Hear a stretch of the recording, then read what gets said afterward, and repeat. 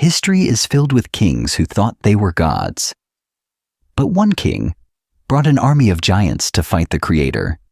He didn't bring swords alone. He brought beasts that shook the earth. This is the story of the army that marched against heaven and was crushed by birds. In the lands of the south, King Abraha ruled with an iron fist. His kingdom was rich in gold, ivory, and power, but his heart was consumed by jealousy. He saw pilgrims traveling to the ancient house, the Kaaba, and his pride burned. "Why do they bow to a simple cube of stone?" he asked. So he built a cathedral of marble and gold, a monument to himself. He decorated it with jewels stolen from empires. He declared, "Let them come here instead." But the people turned their backs.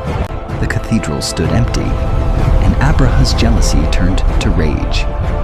He gathered an army unlike any the world had seen.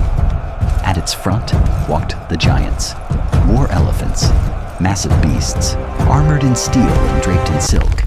Their tusks were capped with iron. Their steps cracked the bedrock. Behind them marched thousands of soldiers, swords gleaming in the sun. The ground trembled for miles as they advanced.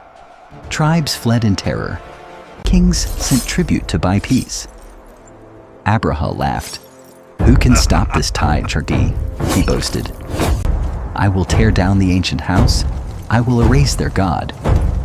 He believed his strength was absolute. He believed his elephants were invincible. The army marched north, a cloud of dust blotting out the sun. They reached the valley of Mecca. The air grew still. The locals retreated to the mountains, leaving the sacred house undefended. Abraha sat atop his largest elephant, Mahmud. He looked at the small, humble structure before him. It seemed insignificant compared to his golden cathedral. "Crush it," he ordered. But the elephant refused to move. It knelt. It would not take another step toward the house. Whip it, strike it. It would not rise. Then turn it toward Yemen. It stood up instantly.